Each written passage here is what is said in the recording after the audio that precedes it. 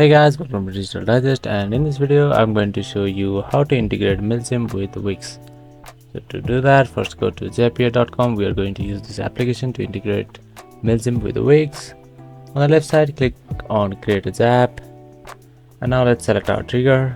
So our trigger will be Mailchimp, and let's do that.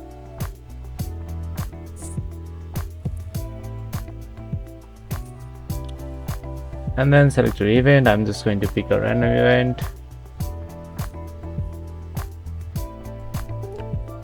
Click continue and sign in with your Mailchimp account,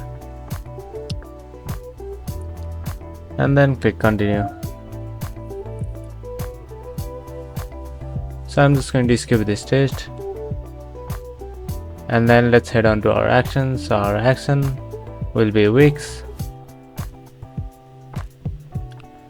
So you can select multiple apps. So I'm just going to select this Wix answers, and then select an event and click continue. And then after that, you have to connect with your Wix account and follow these steps given by Zapier, and then you'll be able to integrate Mailchimp with Wix. Thank you for watching this video, and I'll see you on the next one.